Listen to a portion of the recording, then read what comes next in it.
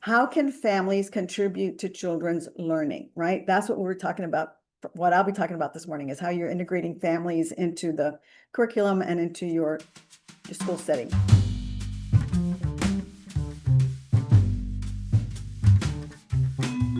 So for the past 25 years, my research has been to foster belonging, identity, and agency for children in early childhood spaces. And today, of course, I think we have an extremely important topic, and I'm grateful to be part of this conversation related to the education and well-being of immigrant children and families. This is definitely an important topic because we know that in the US, nearly 5 million children under the age of 6 have at least one immigrant parent. Interestingly enough, though, these children that we're talking about, immigrant children, the majority are US citizens. And we know that children thrive when they have access to stable, safe, high quality early learning opportunities. And as immigration policies shift and fears grow in our communities, early childhood educators are really on the front line supporting children and families with whom they work as they navigate this complex system of education that's new for them, but also as they navigate uncertainty, trauma, and of course, change. And we think that it is early childhood educators who are the most significant because they're developing those early reciprocal relationships with families. So the lens from which I approach today's session comes from my philosophy that all children deserve equitable education in its multiple forms. And I used material from 2 books, both published by the National Association for the Education of Young Children, both of which I was fortunate to be a part of. And the first text that I looked at for information was from this Advancing Equity and Embracing Diversity in Early Childhood Education, which collectively the text sheds light on various pedagogical practices and policies that influence the experiences of young children and their teachers. And there are 2 recommendations from this text that I focused on for today that I want you to continue to be thinking about. And the first one is this notion that all educators, administrators, teacher leaders should consider the developmental, cultural, linguistic appropriateness of the learning environment and their teaching practices for each child. And so when we offer meaningful, relevant, and appropriately challenging activities across all interests and abilities, children should see themselves and their families, their languages, their cultures meaningfully reflected in the environment and the learning materials. And the second recommendation is that all of us should learn about the families with whom we work, right? What are their languages that they speak at home? What are their customs, their activities, and particularly what is their home country and what has brought them here? The idea is that you cannot offer meaningful, relevant, and appropriately challenging activities unless you know the children and families with whom you work. And this allows you, when you get to know them, this is what allows you to create a culturally and linguistically responsive learning environment. And keep in mind that when we talk about, learning about families, establishing respectful relationships with families, that first involves you understanding your own personal beliefs about culture and the complex nature of family engagement, right? What is it that you believe? What is it that you value? But it's also important for you to understand families' beliefs and families' approach to education as well. So the second text from which I used material to talk about today is also from NAYC, and my co-authors and I developed the Essentials Supporting Dual Language Learners in Preschool and Kindergarten. And it's really a very practical text for teachers and administrators to talk about what is it that you need to know, right? What are the essentials that you need to know in working with dual language learners or language minority children? So as we move forward, what I want you to be thinking about this question as we go through the next 20 minutes or so is, how can families contribute to children's learning, right? That's what we're talking about. What I'll be talking about this morning is how you're integrating families into the curriculum and into your school setting. So as you're thinking about that, the first thing really should be that you ask families how they would like to be involved, right? And what supports they may find helpful. And also remembering that families may face challenges, particularly now with fear due to immigration status. They have less flexibility during the workday. They may have childcare or transportation issues, and that may definitely require various approaches to building engagement. But recognize that it is the educator's responsibility to connect with families successfully so that they can provide that culturally and sustaining activities. So what does that look like in practice, right? So this morning, I'm going to share several examples of how we utilize families' cultural and linguistic capital as we create a welcoming and supportive learning environment. So the first strategy that I'll share with you is creating that welcoming, supportive environment for immigrant children and their families, right? So I want you to all kind of just think about your campus or your center, early childhood center, is what do children and families first see when they enter your campus or center? And the idea then is, if I want families to feel welcome, then I should include large banners or signs that read welcome in multiple languages, so that children and families understand that we recognize that there are multiple languages spoken in our community and we welcome those. We also look at affirming families' languages within the common areas of your school. In the hallways here we see Spanish, English, and Vietnamese, and this is in a Dallas, Fort Worth area campus, but also welcoming and affirming children's languages within school, and of course along the hallways and those common areas. You see how they've labeled the stairs in 2 languages, and then they used also the numbers so that children, as they're climbing, can be looking at those languages as well. So the idea here in this strategy, as you welcome families, is for you to think about, what do they first see? And part of that is your front office staff, right? So thinking about, when children or families come into our center, our school, how are we greeting them? Have we provided the necessary support to the front office staff? Because these are the first representatives to interact with families, right? They may need translated documents. They may need interpreters. You may need to tap into community resources. But that welcoming office atmosphere can make a great deal of difference and really lead to positive family responses. So that when we have the bilingual staff, it helps families feel reassured, right, about their presence and that their diversity is valued. And you may ask them, right, to help you learn a few words in the family's languages. Of course, you can also look at your online resources, but really asking families, asking parents, because we want families to feel that you acknowledge that those languages are represented and that you value them, not just acknowledge, but value. The other thing is that you really need to consider that immigrant families are definitely facing fears and anxiety.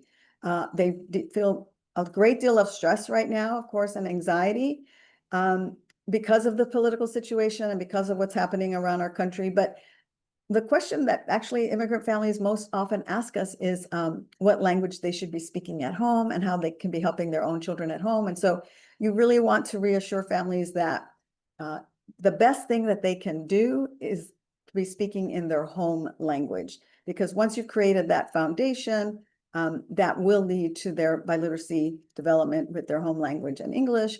And you also want to help families understand that learning a second, or in some cases a third language, does take time, right? So it will take some time for children to fully develop that second or third language. But definitely remember that we need to avoid blaming families for actions like not showing up to school events, right? We need to avoid assuming that we know what's best for families and children based on our culture and our beliefs. We need to avoid mislabeling families as uncaring when they don't participate. And we need to avoid asking children to translate. Many of us who are bilingual can remember specifically someone asking us to translate for our parents, and we were having to translate adult, conversations, adult content. So we want to avoid that, and of course that means we have to provide interpreters or translators. And then again, I'm just going to really focus on considering your own biases and the messages that you're sending to children when you interact with them and with their families. So that's the first simple little strategy of looking at what do parents and families see and hear when they first come to your campus? How are we responding to them? What messages are we sending to them? The second strategy is helping you incorporate families, cultures, and languages into the curriculum. So really the idea is to use families' experiences to develop academic tasks, right? So how am I going to use what they know, their funds of knowledge, as I develop my curriculum and my school activities? So let me just show you some examples. We worked with teachers along the Texas-Mexico border down in deep South Texas, for those of you who are Texans, in the Rio Grande Valley. And we wanted to learn more about their community. And we discovered that families regularly went to buy Mexican sweet bread, pan dulce, at their local panaderia. And the only reason we discovered this was because the teacher asked children, it was a Monday morning, she sat them on the carpet and she asked them to talk about what they had done over the weekend. And one child said, yo estuve con mi abuelita y fui a la panaderia, right? I spent time with my grandma and we went to the local bakery. So through these conversations, other children started asking, oh yeah, I like that brown pig bread, los cochinitos. I like the one that pink and some has white and some has chocolate, of course, the conchas. So the teacher realized, okay, a lot of my children have this experience with the panaderia. So what she did was she created a socio-dramatic play area that became the panaderia, right? This Mexican bakery.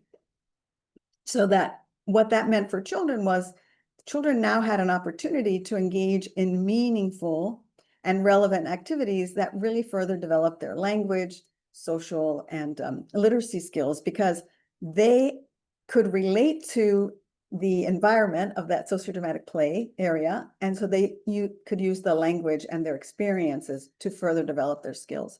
So in this, short session, basically, I'm going to talk to you about using resources from home and your local community to integrate them into your curricula. We're going to talk about using photos to create puzzles and family albums, because these resources really provide an endless opportunity to develop language and literacy. So the first idea really is to think about familial visuals. Excuse me. Family pictures, family objects, labels from home, environmental print found in the communities, and recognizing that families bring a wealth of cultural and linguistic assets to the classroom. You just have to ask them, right? They have to know that you want to know more about them and that you want to incorporate what they know and do into your activities. So here I'm going to give you an example of how we used family photos. Here's a child brought a picture of their family picking pumpkins, and, migrants in the field picking pumpkins, and the teacher labeled it the farm. And what she did was, if you can see on the bottom there, she cut it into a picture. She cut the picture into a puzzle, right? Into a puzzle. So she used the picture in multiple ways. One is she did put that on the bulletin board where it showed the farm, but then the other was she made them into puzzles and placed them at the centers. And here I'll just show you the different pieces of the different pumpkin puzzles that the children sent in. And then here you can see how children are using the pictures to create those puzzles. And in what they're doing is they're talking about what they see in the picture. But for those children that brought the pictures, of course, they're feeling that sense of, that's my picture, that's my family, look, that's my dad, or that's my big brother. And they're having those conversations. So that's just bringing family photos. Another way that another teacher did was and I thought, okay, well, this is a pretty brilliant idea. So at the beginning, the first week of school, she sends home this paper and asks families to give a picture, and she asks questions, if you see on the bottom, questions that she's asking the family. So she's getting to know them, but then she put it all together into a class family album and put that at the center for social studies, where they were learning about their families. And children would just go and talk about the pictures. And again, what we're trying to do is develop language. And they talked in either English, Spanish, Tex-Mex, Spanglish, it didn't matter. But you would just hear them saying like, mira, esta es la familia de Juan. Oh, fueron a SeaWorld. We have SeaWorld here in San Antonio. And they would make connections, right, to their own experiences. And then you can see in the one on the right, we asked families to send pictures, and then you can see child writing and adult writing where they're indicating that he loves karate. And so again, children would have conversations about, that's me, that's what I do. And then other children would make their connections. And so in this sense, we're developing those early language skills, but also you can see that early writing. Here's just another example. This is the previous one was pre-K. This is kindergarten, where teachers asked them to bring pictures of their grandparents. And what's so funny is when I think of grandparents, that's what I think of, the woman you see there. But today's grandparents are actually younger than I am, so that's always off-putting to me. But children then, this is kindergarten, right, wrote about my grandma is a super because she makes pancakes. And so each child then got to talk about their grandmother. You could do it any way you wanted, right? But in this case, they did, our abuelas are super.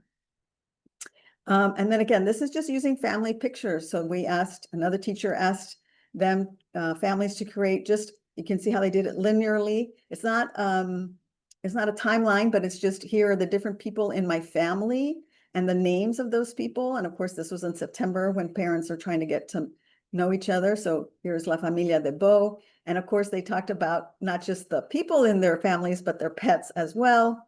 And again, it's just having these conversations.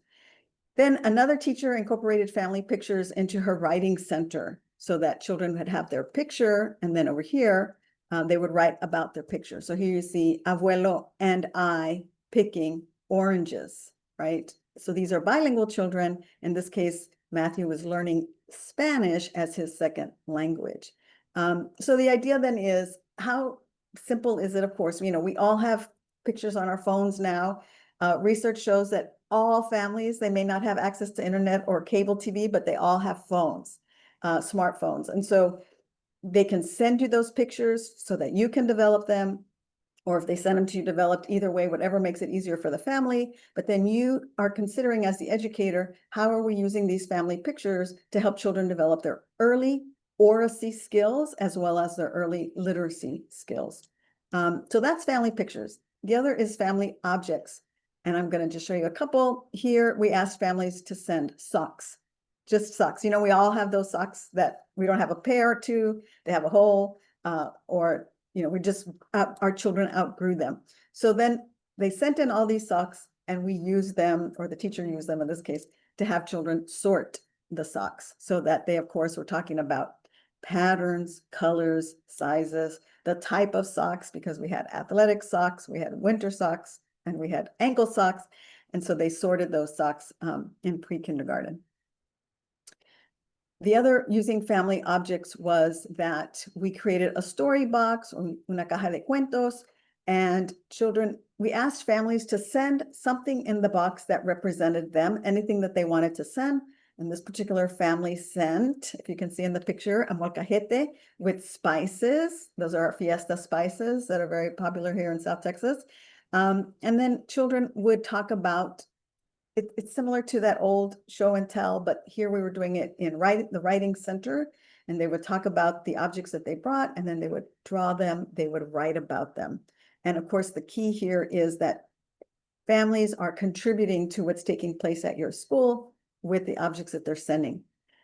The other example is using labels, right? Labels from children's homes. Think about all those things in their pantry and think about all those food labels and how children can send them into the classroom so that you can use them as part of your curriculum, whether here it's a word wall with the labels from their home. And then here it's a writing activity, B, es para bimbo, right? It could be anything that they brought, but be es para, right? So they're looking at those initial phonetic sounds.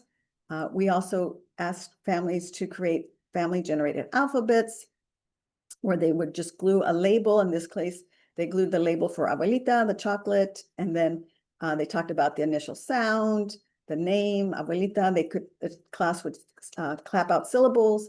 And so in this activity, right, they're developing alphabetic knowledge, phonological awareness, print awareness, but all while making meaningful connection to children's culture and their background knowledge. Here is another example where Arsalan and his mom created one with his favorite snack, the karachi cookies, so that children, what's happening is they develop a sense of competence in these authentic learning opportunities because they're making connections, and it's really motivating them, and it motivates linguistically diverse families also to get involved, and they realize that you want them to be involved, that you want to know more about them, and that they are valuable to the child's learning. So the other things that we can do with those labels that are found in children's homes is put them on, you saw on the word wall, make class books about the foods in children's homes, make table games, and I'll show you that in a minute, and then even bingo games or loterias with those familiar logos. You can just have a plastic bag with the alphabet letter, and the children can send you things that start with that letter, or they can just place any labels of foods that are found at home within that bag and send it to you. Really, the learning possibilities are endless. But here's the concentration games, here's the word walls, and then here, this is, of course, just cereal boxes. And the other thing is, this is labels from their home, but there's also, of course, labels and print in their community. So if you think about all those signs that are in your child's community or in the family's community, you take pictures of those signs found in the children's community and you tape them to blocks, which is on the right in the construction center, or in this case, they used a little Velcro, and children can both build with the construction center and read their environment. So again, we know that all children can read environmental print very early on, and so they're using that as part of their early literacy skills. And then the last example is incorporating children's experiences into their writing. And then it's important that not only are they writing, in this case, she's writing, I'm the fourth one in my family, but that you then talk and listen to children as they tell you about their writing, because that's how you learn so much about that child's family, that experience that they've had, and the experiences that they're continuing to have. And I'll just show you one more example here. Zaid drew a map of the border wall that separates him and his father. And then he drew an outline of the border here on this map. And he shared his feelings, right, with the class. He talked to the class. He shared his feelings of loss, his feelings of, of separation, and of his desire to want to go back to Mexico to be with his family, to be with his father in particular. And then really, you learn about what children are experiencing in these very uncertain times for them. So the idea then is for you to think about the strengths of the families in your school or your center or your community. Think about their experiences, the linguistic and cultural wealth that they possess, that you can tap into as you create activities, very simple little activities for whole class or for learning centers, where they can then talk about all of their experiences. So just to kind of summarize, the idea then is to create a welcoming, supportive environment as soon as children arrive at your campus, when they talk to your front office staff, when they walk through the hallways, and then of course in the classroom, thinking about how you can incorporate families' cultures and languages into the curriculum. So I left about 5 minutes for us to have, if we had some questions. So it says, what suggestions do you have for how to ask parents and to form relationships at the very beginning of the year? Yeah, so that's really the idea here, right? Is that as you get to know them, you are asking them to send objects from home so that helps you get to know them and develop those relationships. And then they start to feel more comfortable and understand that you do want to develop a relationship with them and that they are important. Because remember that many parents, regardless of their background, will often think, I don't have a lot to contribute to the classroom space. But when they realize, oh, I can send socks, I can send objects from the kitchen, I can send objects from my pantry, then they realize, oh yeah, there's more than one way to contribute. Another question I saw had to do with labeling. We label the classroom space in the languages that are represented in our classroom. So you saw in one of those, the picture was English, Spanish, and Vietnamese. And so we are trying to value all of those languages that get represented. And that's another way that you are going to talk to families and ask them, we'd like to label this in the language, Urdu, Vietnamese, whatever that language may be, but we need your help, right? We need you to help us label it. Another question regarding labels that we frequently get is, what if there's more than one word for this object? In Spanish, we have more than one word for objects. Which word should I choose? And we say to choose all of them. I mean, there's no reason why I can't teach children. This could be, one word. This could be the word you use at home. This is the word I use at home. So we teach them all of those labels. So when the parents, it says, parents come to my class, but not the children. So oftentimes parents, we needed somebody to be taking care of the children while the parents are in those classes. We did after school programs with families.